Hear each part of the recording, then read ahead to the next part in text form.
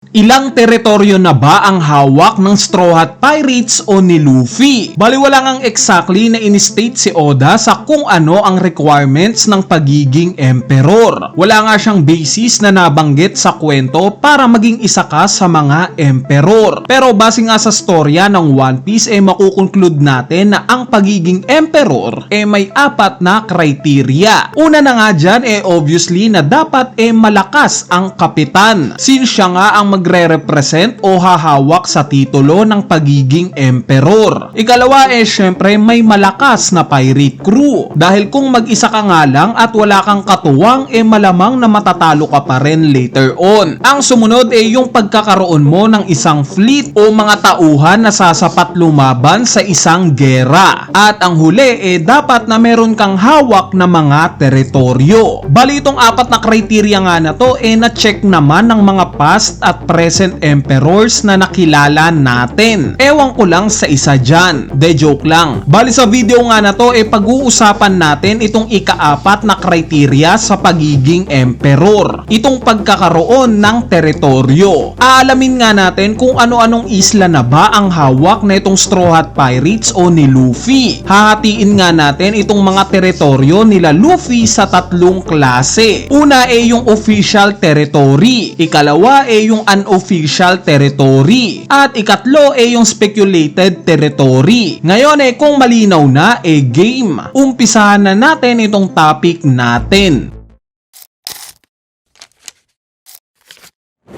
Ang unang official territory nga netong Straw Hat Pirates yung Fishman Island. During nga sa early years netong Fishman Island hawak nga ito ni Whitebeard. Siya nga ang protector sa isla na to. Teritoryo niya itong Fishman Island. Pero pagtapos nga ng Marineford War at namatay na itong si Whitebeard, ang humawak na nga sa Fishman Island ito nang si Big Mom. Inexplain nga sa atin yan ni Tamago during chapter 651. At during nga sa same chapter na to tahasang in-announce ni Luffy kay Big Mom na siya na daw ang bagong may hawak sa Fishman Island. Teritoryo na nga daw niya ito ngayon. At sa sumunod ngang chapter binigyan tayo ng subtle hint ni Oda sa naging pag-uusap nila King Neptune at Jinbei na nag-agree sila sa announcement na to ni Luffy. Kaya naman itong Fishman Island nga official na teritoryo netong si Luffy. Next itong Wano. For over 20 years nga hawak o teritoryo ni Kaido itong Wano. Though isolated nga sa buong mundo itong isla na to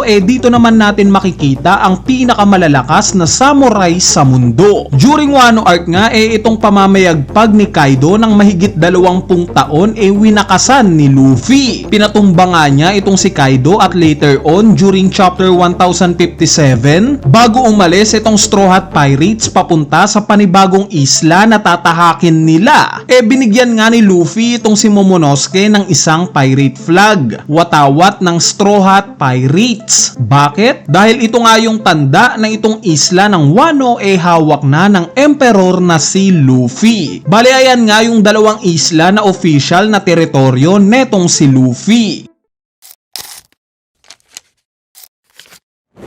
Itong mga babanggitin kong ang mga isla ikukonsidera nating unofficial territory netong si Luffy. Unofficial dahil technically hindi naman nabanggit sa kwento na inako ni Luffy itong mga isla na to bilang teritoryo niya. Pero as a fan o reader ng manga makukonclude natin na teritoryo talaga ni Luffy ang mga isla na to. Dahil nagbigay nga siya ng impact sa mga ito at even tinulungan niya pa ang mga ito na lumaya laban sa mga abuso nilang mananakop. So ang una nga sa listahan nating unofficial territory ni Luffy itong Alabasta. Dahil nga sa recent na pangyayari gaya ng pagkamatay ni King Cobra technically nga na ang bagong ruler na netong Alabasta si Nefertari Vivi. At since honorary member nga itong si Vivi ng Straw Hat Pirates obviously na given na nakaalyansa talaga ng Straw Hat Pirates itong Alabasta. Nilagay nga natin sa unofficial territory territory ni Luffy itong Alabasta dahil although kaibigan ng Straw Hat Pirates itong matataas na miyembro ng Nefertari family, hindi naman explicitly na inintroduce nila King Cobra sa buong Alabasta itong Straw Hat Pirates. Ni hindi nga natin alam kung kilala ba ng buong Alabasta na itong Straw Hat Pirates ang nagligtas sa kanila laban kay Crocodile. Isa pa hindi nga rin kinlaim ni Luffy na teritoryo niya itong Alabasta. Next itong Dressrosa. So same scenario as Alabasta. Yes, tinulungan rin makalaya ni Luffy itong bansa na to sa tangkang pananakop ng isang warlord, which in this case si Doflamingo. Pero dahil nga sa hindi naman kinlaim ni Luffy na teritoryo niya itong bansa na to, kahit tinulungan niya itong makalaya kay Doflamingo, ilalagay pa nga rin natin ito sa unofficial territory ni Luffy. Sunod itong Zoo Island. Itong isla nga na to ang may pinakamataas na posibilidad na talagang teritoryo ni Luffy. Bakit ko nasabi? Dahil yung bagong ruler nga dito na si Carrot matagal na nakasama ng Straw Hat Pirates. Itong mismong elepante naman kung saan namamalagi ang Zoo Island meron ngang history kay Joy Boy. At alam naman natin na itong si Luffy ang makabagong Joy Boy. Kaya naman kahit nga hindi pa kinukumpirma we all know na itong Zoo Island teritoryo netong si Luffy.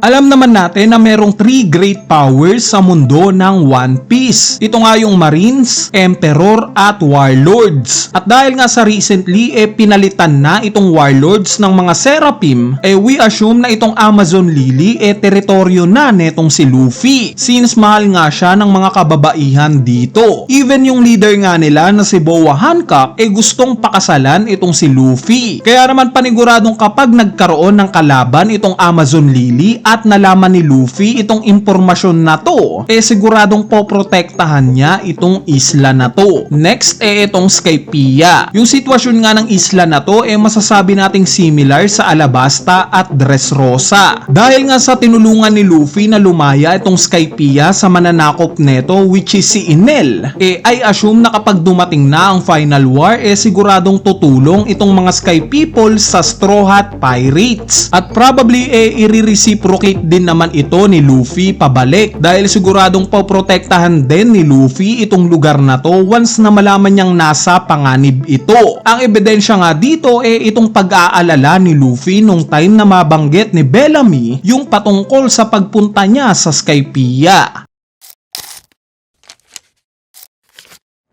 Sa part nga nitong speculated territory, ito nga yung mga isla na obviously kaalyado ng Straw Hat Pirates. Pero hindi rin natin pwedeng i-consider as teritoryo ni Luffy, since yung iba nga sa mga ito masyadong maliit at possible na hindi naman gagambalain ng mga piratang may malalaking pangalan. Gaya for example ng mga isla sa East Blue, itong Gecko Island kung saan matatagpuan ang Syrup Village, Konomi Island na hometown ni Nami, Reverse Mountain, Drum Island at Water 7. Yes, mahalaga sa Straw Hat Pirates itong mga nabanggit nating isla. Pero dahil nga sa meron silang kanya-kanyang individuality, hindi natin pwedeng i-consider na teritoryo ni Luffy itong mga isla na to. Kumbaga 50-50 ang mga ito. Kaya ifo-fall under natin sila as speculated territory ng Straw Hat Pirates. Anyway, ayan na nga yung mga teritoryo ni Luffy sa New World at Grand Line. Teka, may nakalimutan pa ba akong isla na nasasakop ni Luffy? Kung meron wag na kayong mahiyang i-comment yan sa ating comment section sa ibaba para mapag-usapan natin yan. At kung sakaling natripan nyo naman yung topic natin sa araw na to, wag nyo nang kalimutang pindutin yung like button dahil napakalaking tulong na nga niyang like nyo para sa ating channel.